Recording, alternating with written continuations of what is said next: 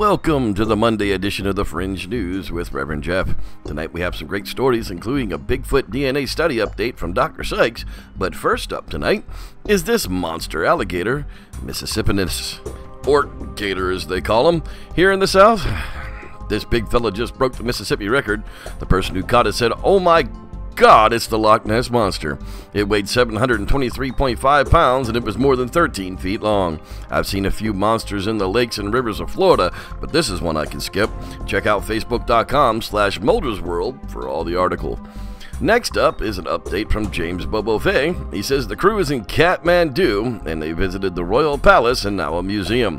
They're out hunting after the elusive Yeti, so let's hope they bring something back this time. It's always fun to see what's happening with the stars of finding Bigfoot. Update via Bobo's Facebook page. Now here we have a type of video I can appreciate.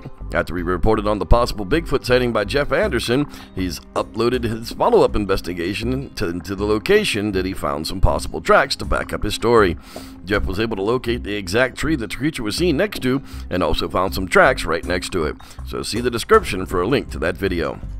Next up is a closer look at the Creston Flats Bigfoot. Phil Poling of Parabreakdown took the time to zoom in and stabilize the video in an attempt to get a better look, so click on over to youtube.com/Parabreakdown to check it out firsthand.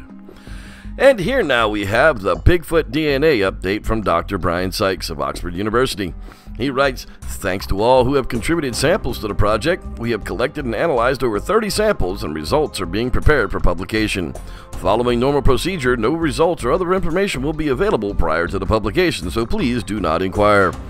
Though the collection phase is now over, hair samples can still be submitted for analysis, but the cost, about $2,000 American per sample, will no longer be covered.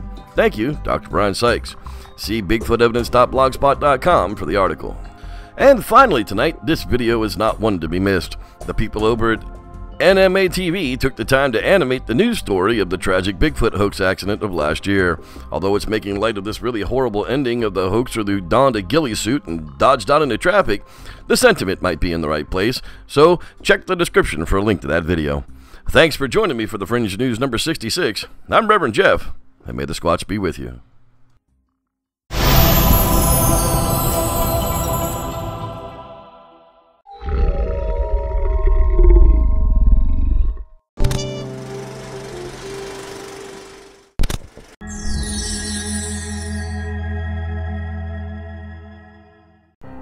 The Fortean Slip.